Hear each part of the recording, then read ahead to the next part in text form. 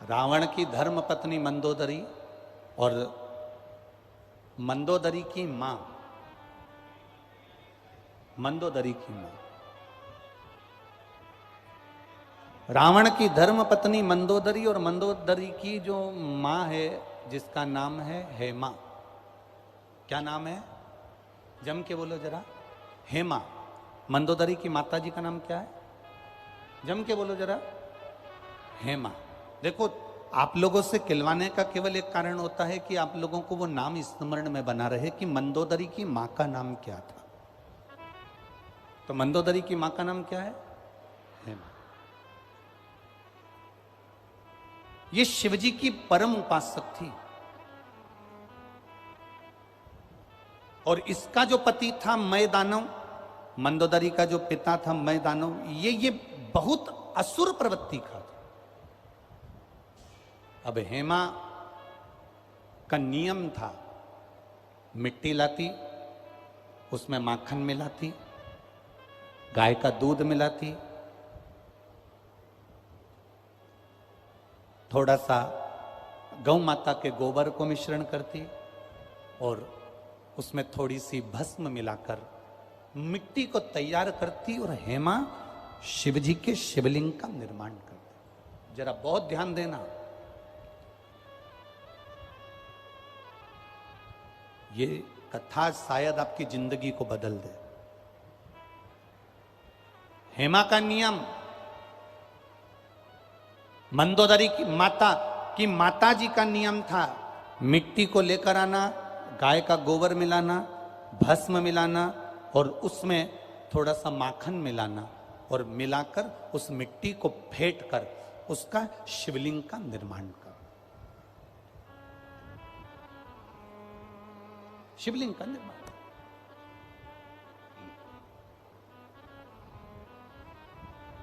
छोटी सी मंदोदरी, और मंदोदरी ने एक दिन अपनी माता जी से पूछ लिया था, मां अप्सरा थी हेमा?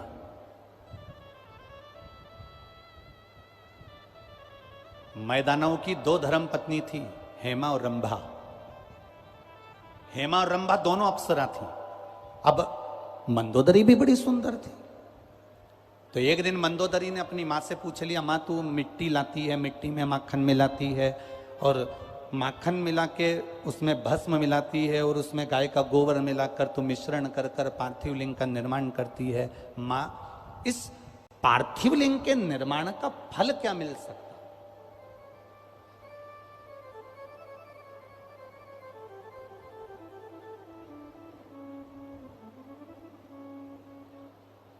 पार्थिव लिंग के निर्माण का फल क्या मिल सकता?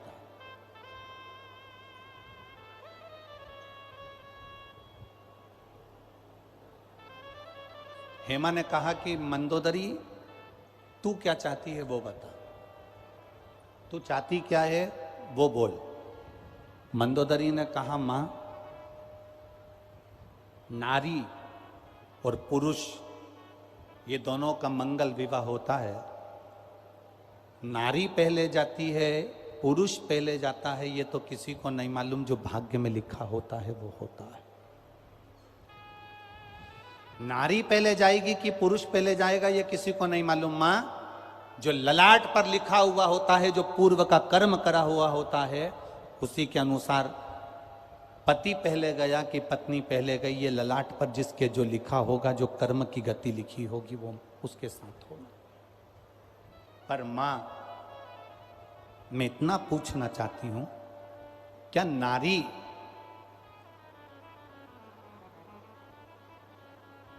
शिवलिंग का निर्माण करती है और उसका पूजन करती है, मान लो भूलवश, वैसे तो नारी ये चाहती है कि वो अखंड सौभाग्यवती होकर जाए, पर कोई कारणवश नारी का पति अगर पहले चले गया और नारी अगर बाद में जा रही है, तो क्या मां शिवलिंग के निर्माण का कोई फल उसको प्राप्त हो सकता है? हेमा ने कहा, मैदानों की पत्नी हेमा अपनी बेटी मंदोदरी से कहती है, सुन मंदोदरी, पूरे आस्था चैनल पर जितने सुन रहे हो, जितने फेसबुक यूट्यूब पर सुन रहे हो, और जितने लाखों की संख्या में इस दतिया में श्रवण कर रहे हो माँ पीताम्बरा की गोद में, ध्यान से सुनना। माँ हेमा अपनी बेटी मंदोदरी से कहती है, मंदोदरी सुन,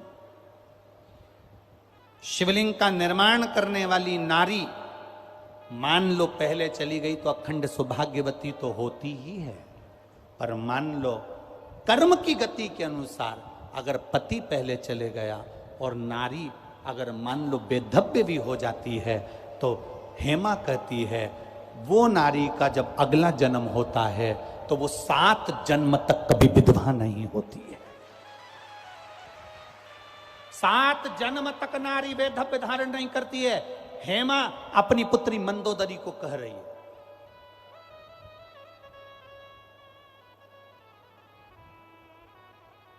पंच कन्या में एक कन्या मंदोदरी है, जिसका ये संवाद, और यही संवाद मंदोदरी ने केवल अपने अंदर नहीं रखा। जब रावण ने मंदोदरी को पसंद करा और मंदोदरी ने अपनी माता से पार्थिव शिवलिंग के निर्माण का फल जान लिया, जब हेमा से पार्थिव शिवलिंग के पूजन के महत्व को मंदोदरी ने जान लिया, रावण के साथ उसकी शादी हो गई, चली गई वो लंका में। लंका में पहुंचने के बाद रावण सीता जी का हरण कर कर लेकर अशोक वाटिका में रख दिया।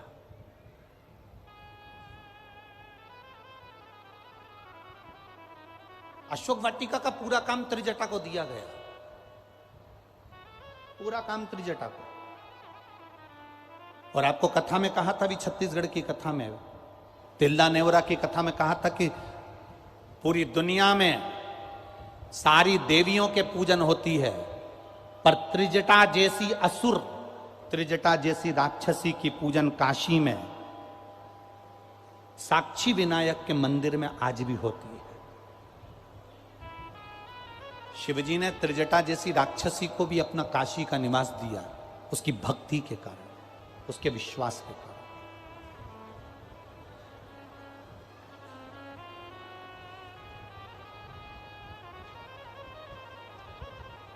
सीता मैया को ले जाकर अशोक वाटिका में रखा।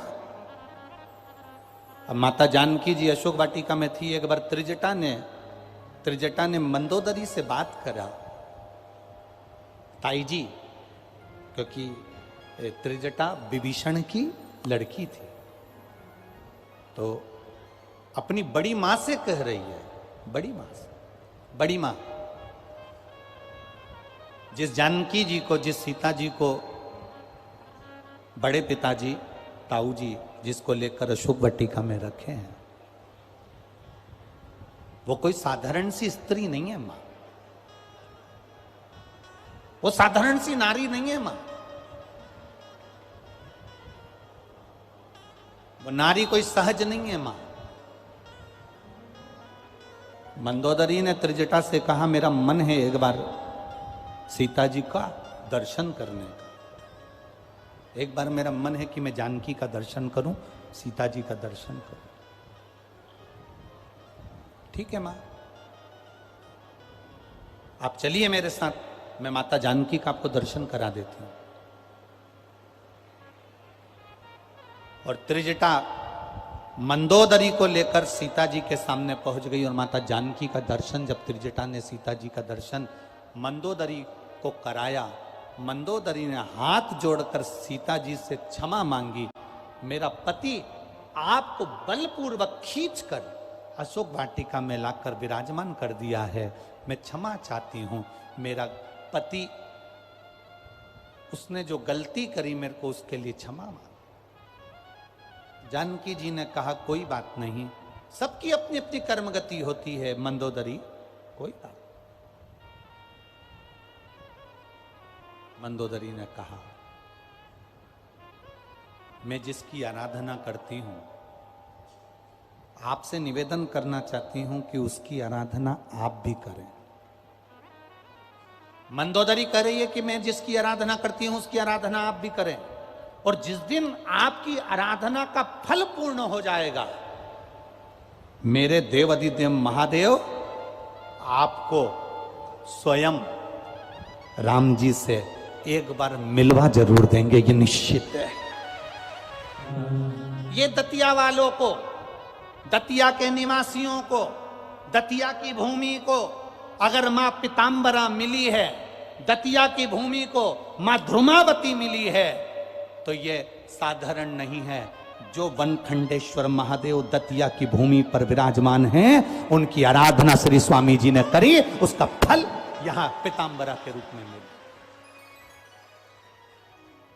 शिव के बिना कुछ नहीं मिल सकता, शंकर के बिना कुछ नहीं है, कुछ भी नहीं। बद्रीनाथ हैं केदारनाथ के कारण, सोमनाथ हैं तो द्वारका है, रामेश्वरम है तो जगन्नाथ है। बिना शिव के कुछ नहीं। कपिलेश्वर महादेव हैं तो तिरुपति के बालाजी हैं, एक लिंग जी हैं तो नाथ द्वारा के श्री जी बाबा हैं। बिना शिव का कुछ नहीं है, बिना शिव।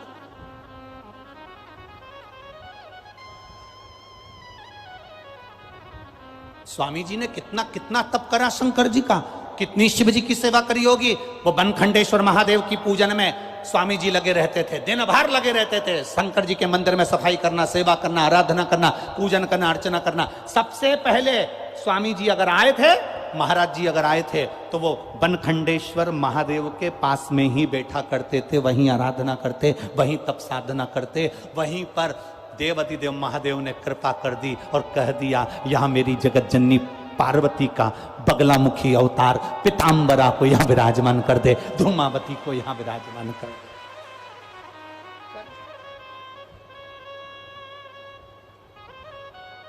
अरे भाग्यशाली है साहब, ये सहजता कहां, सरलता कहां। कई लोग कहते हैं जब कोई काम अटकता है, राजनेता हो, सत्ताधारी हो, जिसको कोई काम अटक गया तो लोग कहते हैं कि हम पीताम्बरा पीठ जाते हैं, दतिया जाते हैं और माता की आराधना करते हैं और हमारा काम हो जाता है। तो आखिर ऐसा गुरुजी पीताम्बरा पीठ में ऐसा क्या है? उनसे कहना चाहूंगा, केवल पीताम्बरा पीठ में केवल पीताम्बरा अकेली नहीं है, शिव और शक्ति दोनों बैठे हैं, इसलिए कार्य सफल होता है। शंकर और सती स्वयं विराजमान है, मां पीताम्बरा के साथ में मेरा देवाधिदेव महादेव भी विराजमान है, मेरा शिव साथ में बैठे।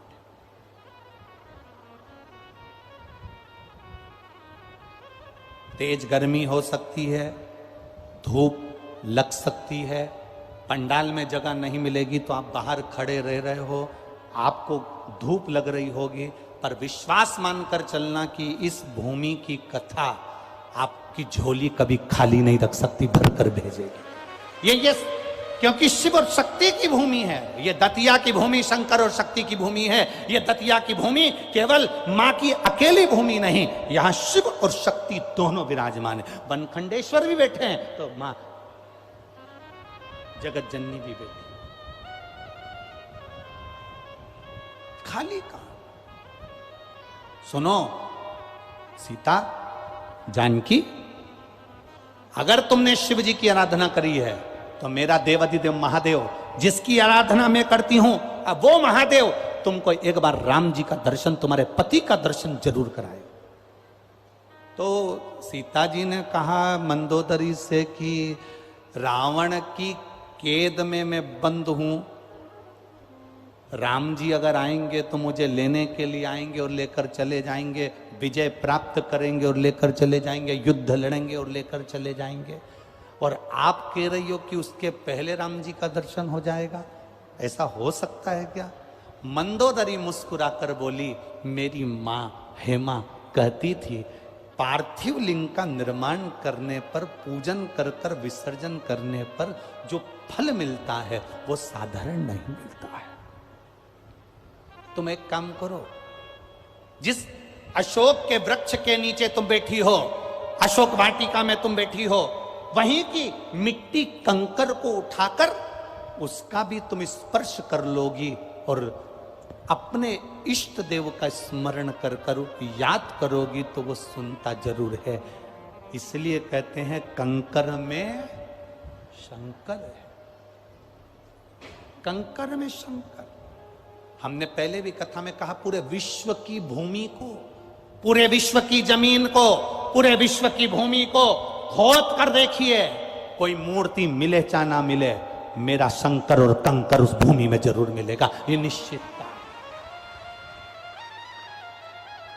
मिलेगा। तो लोग कह रहे थे काशी में कितना लोगों ने कहा ये हमारी है, ये हमारी है, ये हमारी है, और जब रिसर्च वाले पहुंचे और चेक करने पहुंचे और सब पुरातत्व विभाग वाले पहुंचे और धीरे धीरे धीरे धीरे धीरे धीरे जब चेक करना प्रारंभ करा तो देवाधिदेव महादेव खुद प्रकट होकर कहते हैं कि ये ज्ञान वापी मेरी है। स्वयं शिव कह रहा है, स्वयं ओघड़दानी कह रहा है।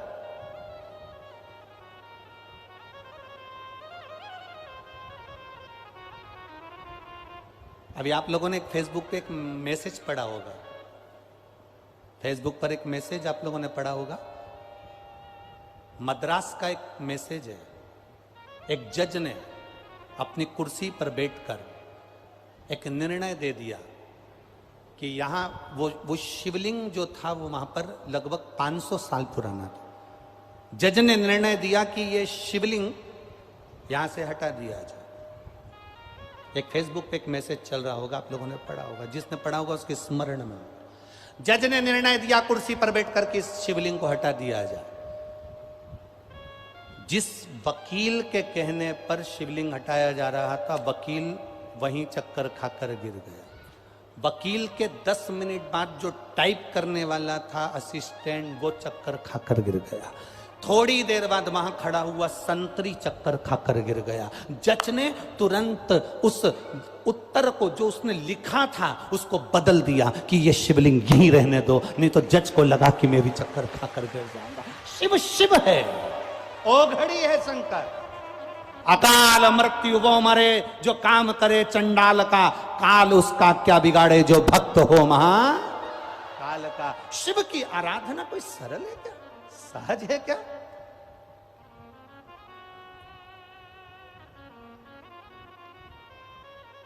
शंकर की आराधना सरल सहज।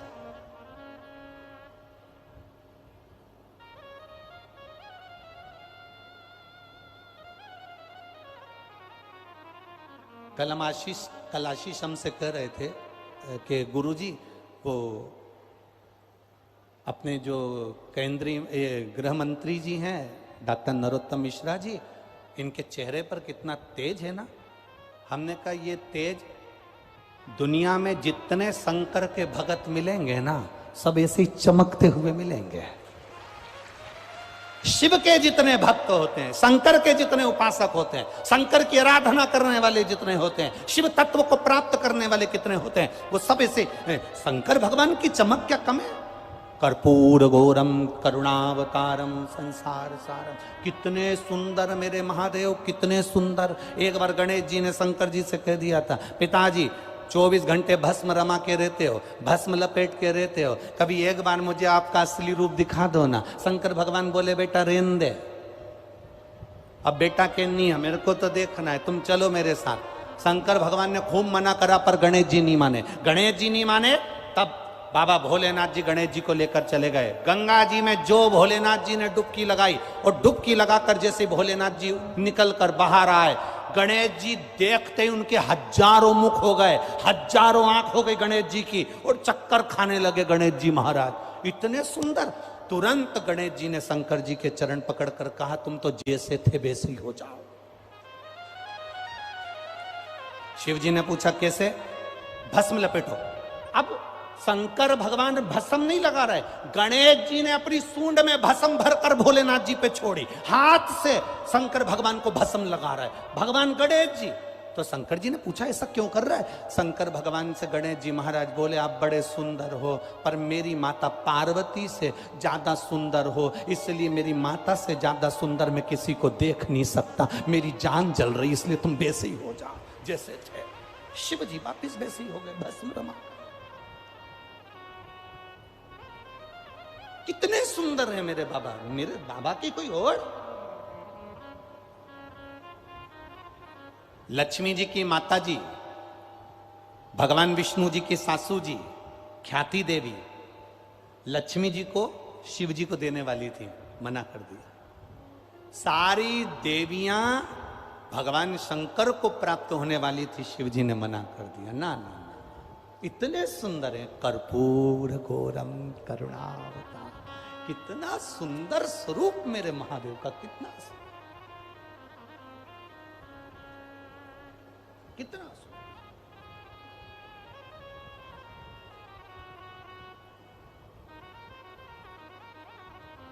एक स्वरूप की व्याख्या। तुम मांगो, सीता जी से कहा, तुम मांगो। जानकी जी ने कहा कि मैं, ना तो मेरे पास में जल है, ना पूजा की थाली है, ना मेरे पास में कुछ है, मैं अपने आराध्य की पूजन तुम कर रही हो कि करो, क्या करूं? कंकर शंकर है ना, कंकर शंकर है ना, बहुत है।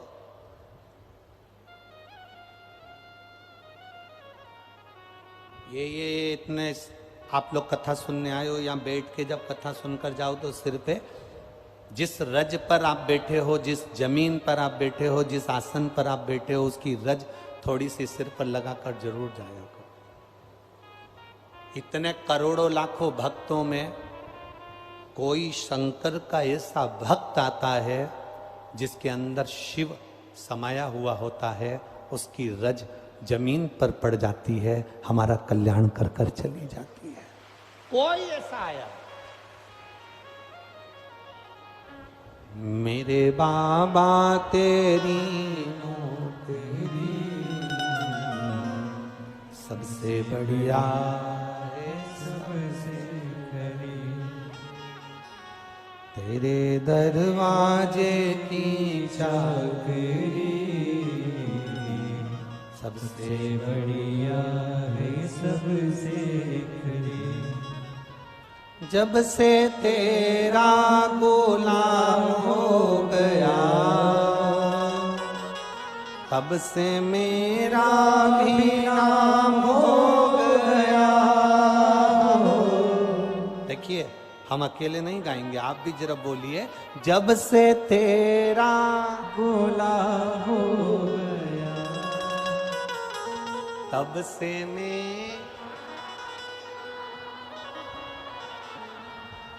वरना औकात क्या थी मेरी, सबसे बढ़िया है, सबसे खरी। भोले बाबा तेरी नौकरी सबसे बढ़िया है, सबसे खरी। मेरी किस्मत का जब गुल खिला, तब जा कर के ये दर मिला।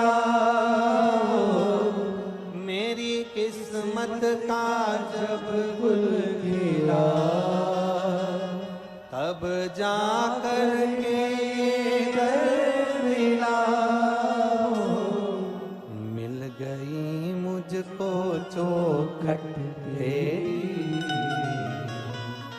मिल गई मुझको चौखट तेरी, सबसे बढ़िया है, सबसे खरी। भोले बाबा तेरी नौकरी सबसे बढ़िया है, सबसे खरी। ये प्रभु की कृपा से मिला। सीता मंदोदरी कह रही है, मैंने अपनी मां हेमा से सुना था, सीता मेरी माता ने कहा था मुझसे कि शंकर भगवान की आराधना करते हैं तो शिव सुनता है। ब्रह्मलोक के देवता ब्रह्मा जी हैं, बैकुंठ लोक के देवता भगवान विष्णु हैं, पृथ्वी के देवता, मृत्यु लोक के देवता केवल देव अधिदेव महादेव है। सुनते हैं, वो श्रवण करते हैं। वो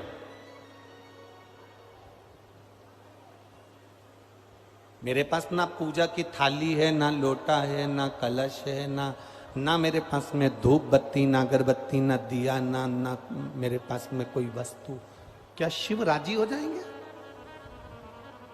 मंदोदरी ने सीता जी से कहा, शंकर राजी हो जाएंगे बिना पूजा की थाली के, बिना पूजन के सामान के?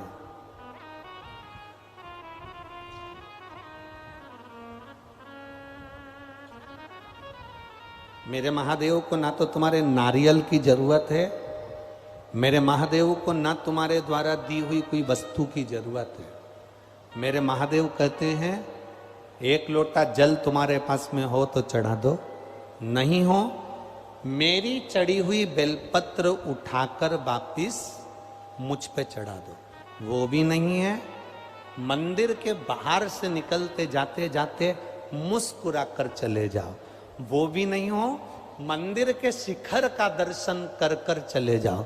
वो भी नहीं हो तो मेरा कोई भक्त शिव महापुराण की कथा सुनकर जा रहा हो, उसके मुख का दर्शन कर लो तो कल्याण हो जाए।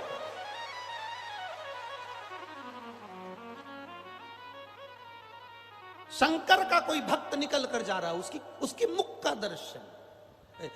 शिव महापुराण में लिखा है, विद्येश्वर संहिता में, शिव महापुराण के विद्येश्वर संहिता में लिखा है, श्री शिवाय नमस्तुभ्यम बोलने वाले के मुख का दर्शन कर लिया जाए तो हजारों अश्वमेध यज्ञ का फल प्राप्त हो जाता है। मात्र उसके मुख का दर्शन कर लिया। विद्येश्वर संहिता शिव महापुराण में लिखा।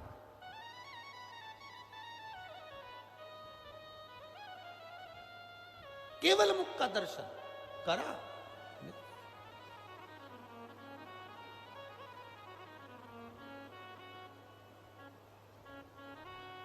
गर्भ में जो बच्चे मर जाते हैं, गर्भ से निकलकर जो बच्चे मर जाते हैं, अधोगति में जो बच्चे चले जाते हैं, इनकी जो गर्भ में मरे, अधोगति में मरे, कुंवारी अवस्था में मरे, जो कुंवारी अवस्था में मरते हैं, जिनकी शादी नहीं हुई और कुंवारे मर जाते हैं, इनके ना तो इनके लिए स्वर्ग होता है ना इनके लिए नरक होता है।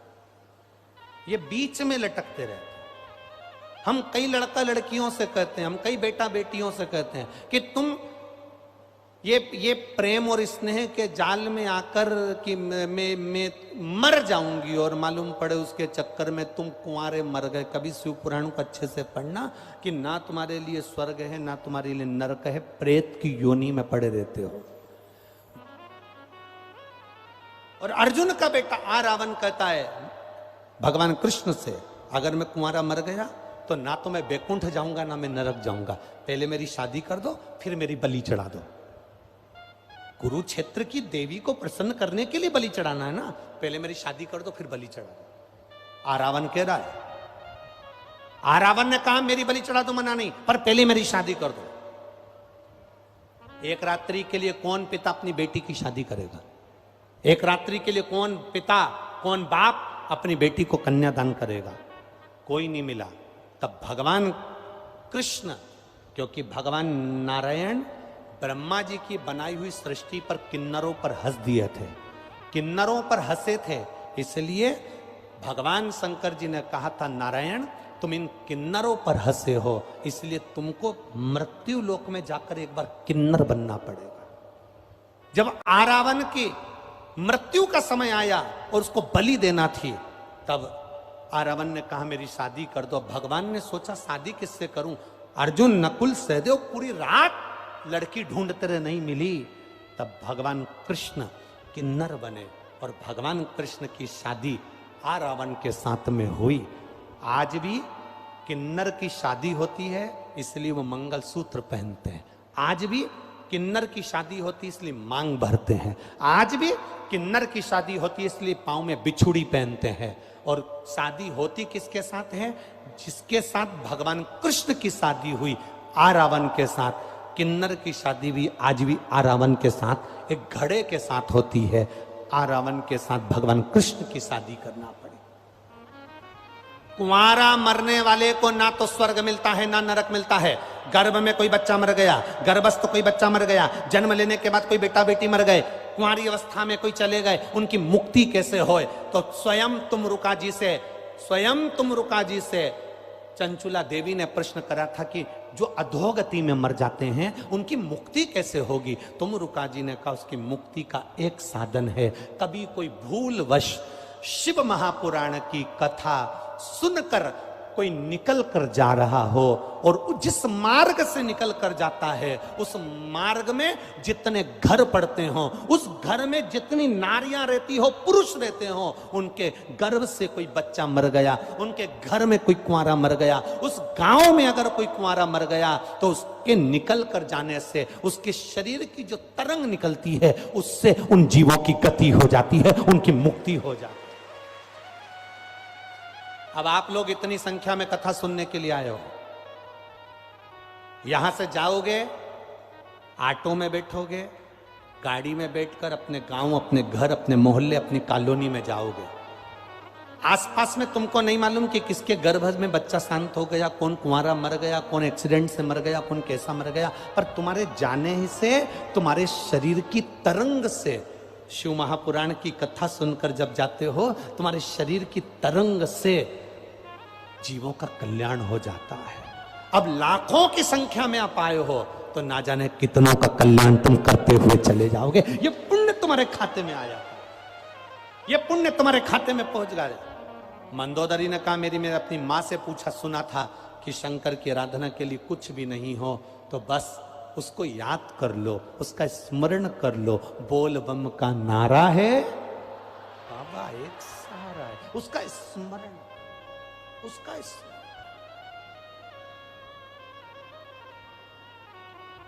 ठीक है। सीता मैया जिस वृक्ष के नीचे बैठी थी उसी वृक्ष के नीचे सीता जी स्मरण राम जी का, शिव जी का कर। समय आया, देखिए मंदोदरी के शब्द को एक कथाकार, एक वक्ता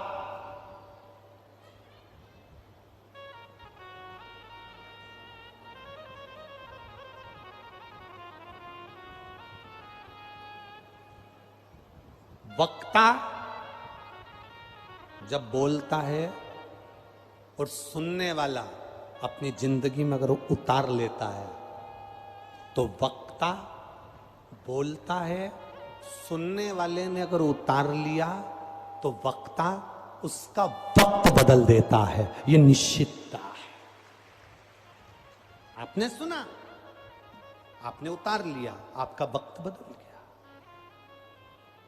कोई कहे कि गुरुजी, कई लोग कहते हैं गुरुजी आशीर्वाद दो हमारा बेटा अच्छा रहे, आशीर्वाद दो हमारी बेटी अच्छी रहे, आशीर्वाद दो हमारा पति अच्छा रहे, आशीर्वाद दो हम अच्छे रहें। हम उनसे कहते हैं हमको तो आशीर्वाद देना भी नहीं आता, फालतू की बात है।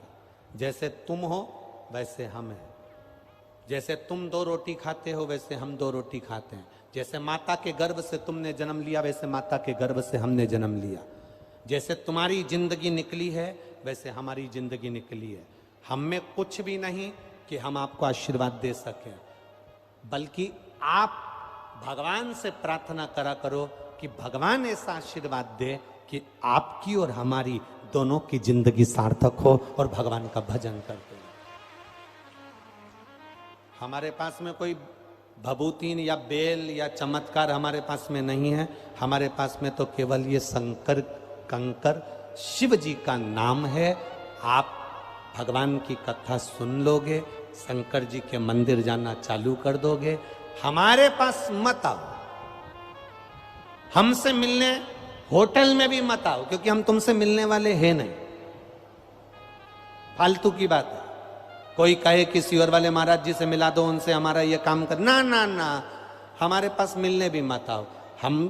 हम जिसका भजन कर रहे हैं, जिस देवाधिदेव महादेव को हम भजते हैं, उस देवाधिदेव महादेव को तुम भी भजते रहो, कल्याण निश्चित हो जाएगा। भजन करो, भक्ति करो, विश्वास रखकर भजो भगवान शिव को, भरोसा रखकर भजो शिव को। शिव तत्व कह रहा है, भगवान शंकर की कथा कह रहे हैं। सीता जी से कहा, मंदोदरी ने, सीता जी ने उस दिन से कंकर शंकर मानकर भगवान का स्मरण किया। समय आया, राम जी पहुंच गए समुद्र के किनारे। समुद्र को पार करना था। हनुमान जी से कहा, कोई विद्वान पंडित लेकर आओ जो यहां शिवलिंग की पूजन करा, पार्थिव शिवलिंग की पूजन करा, उसके विद्वान ब्राह्मण ला। हनुमान जी ने जामवंत से पूछा कि विद्वान पंडित कौन है। जामवंत बोला, मेरी निगाह में तो केवल एक ही विद्वान है जो लंका के अंदर रहता है, लंका का राजा रावण। विद्वान तो इतने में हनुमान जी हंसकर बोले, वो तो वो आएगा यहां पूजन कराने के लिए, तुम्हारी मति मारी गई है।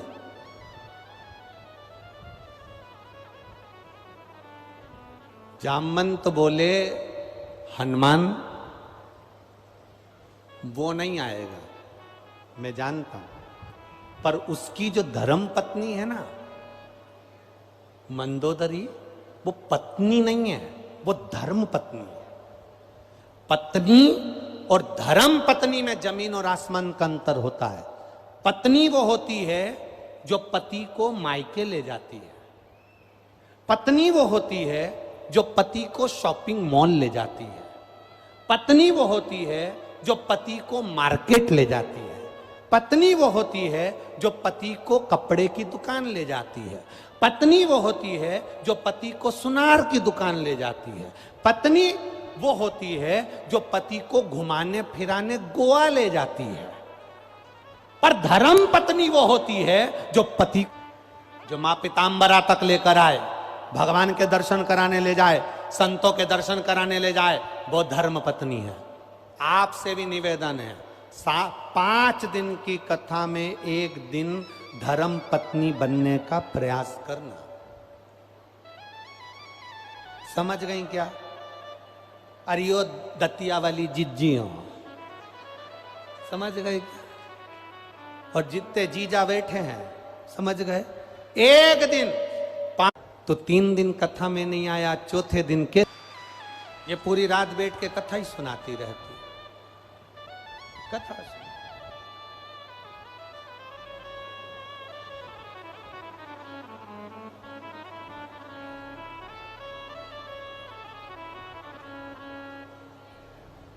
ये दिन भर बैठी रहे और कथा सुने। आप भी नियम ले लो, धर्म पत्नी का फर्ज है अपने पति को मार्ग दिखाना। जामवंत ने कहा, मंदोदरी धर्म पत्नी है। हनुमान जी जाओ मंदोदरी के पास जाना, कह देना पार्थिव शिवलिंग की पूजन कराना। मंदोदरी की मां हेमा ने पार्थिव शिवलिंग पूजन का महत्व ऐसा बता दिया कि मंदोदरी बिना अपने पति को भेजे मान ही नहीं सकती। जाओ जा, ठीक।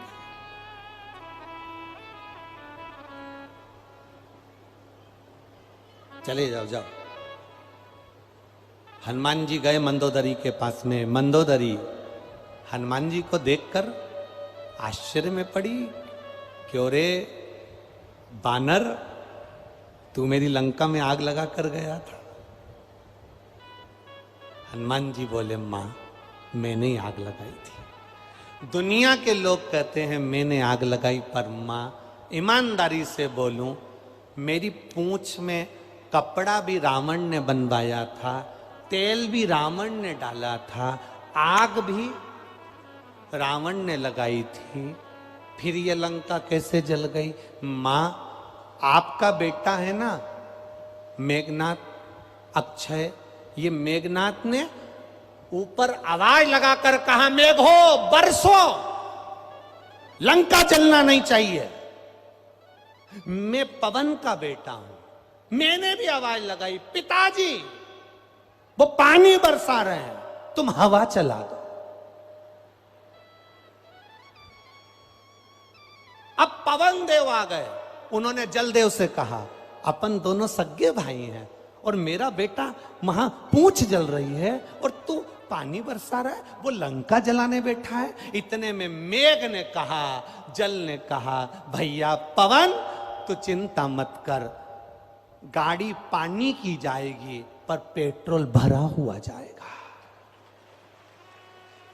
टैंकर पानी का है पर अंदर पेट्रोल भरा है। मेघनाथ को लगेगा पानी बरसा रहे, मैंने डीजल और पेट्रोल बरसा दिया, पूरी लंका स्वाहा। तो मंदोदरी कह रही है तुमने मेरी लंका जलाई। हनुमान जी बोले मेरी कहा सामर्थ्य था जो मैं लंका जला सकूं, ये मेरा कुछ भी नहीं है, ये तो सब उसकी कृपा है। क्या चाहते हो? विद्वान ब्राह्मण चाहिए, पार्थिव शिवलिंग का पूजन हो रहा है। मंदोदरी की आंख से आंसू झलक गए। पार्थिव शिवलिंग? हाँ, कौन बना रहा है? राम जी बनाएंगे, पूजन करेंगे, इसलिए हम महाशिवलिंग का प्रतिष्ठा करना है, कोई विद्वान ब्राह्मण चाहिए। मंदोदरी बोली मेरे पति के बराबर दुनिया में कोई विद्वान है ही नहीं। तो हनुमान जी बोले हमें तो एड्रेस ही यहीं का मिला है, शुरू से ही इतना विद्वान और कहां मिलेगा, आप अपने पति को भेजिए। इतने में मंदोदरी चुप होकर बैठ गई। मंदोदरी से हनुमान जी ने कहा चुप हो गई माता, क्या बात है? हनुमान जी के शब्द सुनकर मंदोदरी बोली वो मेरा पति है, मैं उसको अच्छे से जानती हूँ, वो कभी किसी भी हालत में राम जी की पूजन में नहीं जाएगा, क्योंकि ये विरोधी पार्टी है। अपनी पार्टी की बात हो तो दूसरी बात है, पर ये विरोधी है, विरोधी की पार्टी में कैसे? नहीं मां, आप कृपा करोगी तो जरूर जाएगा। इतने में मंदोदरी ने कहा मैं एक बार प्रैक्टिकल करके देखती हूं, तुम रुको। मंदोदरी गई और रावण के पास जाकर बोली स्वामी आप ब्राह्मण कुल में जन्मे, आपने कभी ब्राह्मण कर्म नहीं करा। रावण कहता है मैं मस्तिष्क पे त्रिपुंड धारण करता हूं, जनेऊ पहनता हूं, भगवान की आराधना करता हूं, ये ब्राह्मण कर्म नहीं तो और क्या है? मंदोदरी ने कहा इसको ब्राह्मण कर्म नहीं कहते। ब्राह्मण कर्म वो होता है जजमान के यहां जाए, पूजन कराए और दक्षिणा लेके आए। रावण बोला मंदोदरी अपने यहां कुछ कमी पड़ रही है जो दक्षिणा मंगवाने के लिए मुझे भेज रही है? मंदोदरी बोली ब्राह्मण का कर्म तो करना चाहिए, एक बार किसी जजमान के यहां पूजन कराओ, दक्षिणा लेकर आओ। इतने में रावण बोला मुझे पूजन करने कौन बुलाएगा, मैं लंकेश, मुझे पूजन करने कौन बुलाएगा? मंदोदरी ने कहा वो तुम्हारे वो राम जी है ना, शंकर जी की स्थापना कर रहे हैं, प्रतिष्ठा के लिए तुमको बुलाया। रावण मुख घुमाकर मंदोदरी को देखे बावरी हो गई, पागल हो गई, वहां पूजन कराने जाऊंगा, मैं नहीं जाता। मंदोदरी कहने लगी मैंने सुना था रावण बड़े विद्वान है, लंकाधिपति बड़े विद्वान है, पर मुझे लगता है कि तुम शून्य हो, तुम में विद्वत्ता नहीं है। रावण कहता है मैं पूजन कराने जा सकता था, पूजन कराने चले भी जाऊंगा, पर एक ब्राह्मण कभी अधूरी पूजन नहीं करा सकता। तो मंदोदरी ने पूछा मैं कौन सी बोल रही कि तुम अधूरी पूजन करा, तुम तो पूरी पूजन करा। रावण बोलता है राम जी की पत्नी सीता यहाँ पर है, राम जी वहां पर हैं, ये पति पत्नी दोनों गठजोड़ा बांध के नहीं बैठेंगे तब तक प्रतिष्ठा कैसे होगी? इतने में मंदोदरी बोली विद्वान ब्राह्मण सारी जुगाड़ जानता है।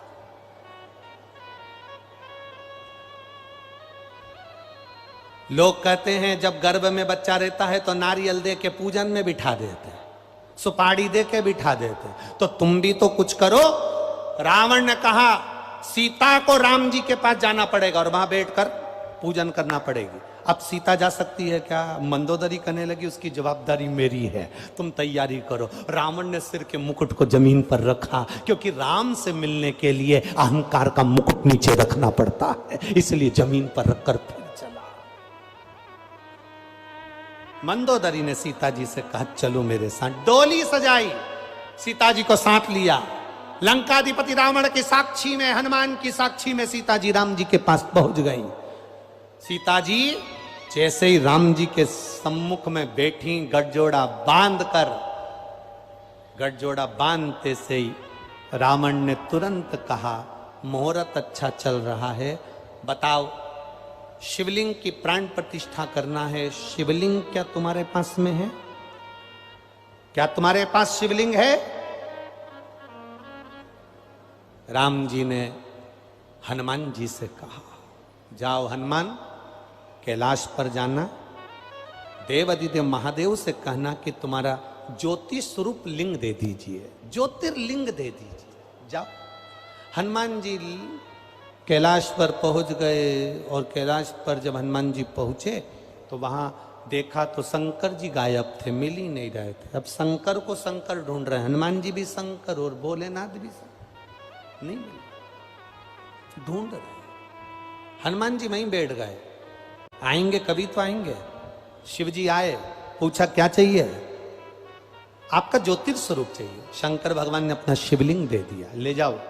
हनुमान जी को आने में देरी हो रही, लंका का राजा रावण बोल रहा है पूजन चालू करना है, जल्दी करो जल्दी करो जल्दी करो। मंदोदरी पीछे बैठी थी, उस मंदोदरी ने सीता जी से कह दिया, और ये सीता बना पार्थिव शिवलिंग।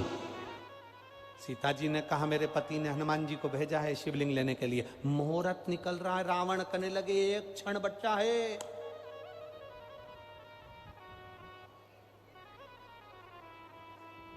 ज्येष्ठ का महीना, शुक्ल पक्ष की 10वीं, जिस दिन माता सीता जी ने बालू के शिवलिंग का निर्माण करा जो रामेश्वर धाम बन गया।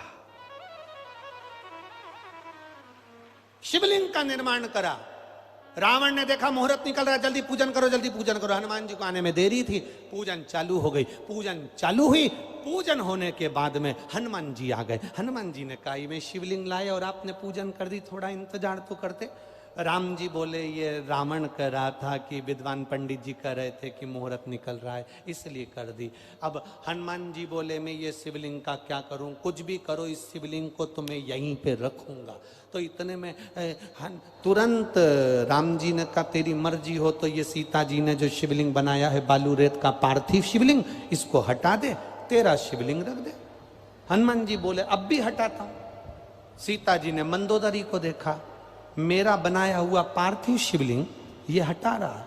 मंदोदरी बोली मेरी मां हेमा ने कहा था शिवलिंग जब स्त्री बनाती है, शिवलिंग जब पुरुष बनाता है तो शिवलिंग बनाते समय उसके शरीर का जो तेज पुंज है वो शिवलिंग में आ जाता है। सीता तूने जितनी भजन करा होगा तेरा तेज पुंज इस शिवलिंग में आ गया, तो चिंता मत कर, हनुमान को अपना दम लगान दे। हनुमान जी ने अपनी पूंछ से सीता जी के बनाए हुए शिवलिंग को लपेट लिया, खींचना चालू करा, क्योंकि खींचने वाला भी महादेव था और बैठा भी महादेव था, उठ ही नहीं रहा।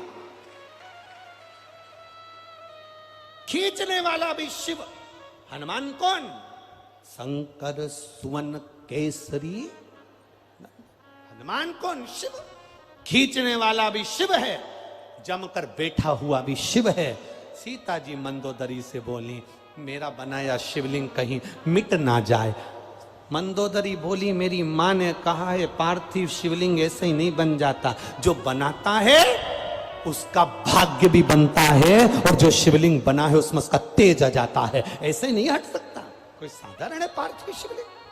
सावन के महीने में जितने लोग पार्थिव शिवलिंग का निर्माण करते हैं, सावन के महीने में जितने लोग पार्थिव शिवलिंग बनाकर पूजन करते हैं, कोई सहजता नहीं है। करोड़ों करोड़ों पुण्य हमारे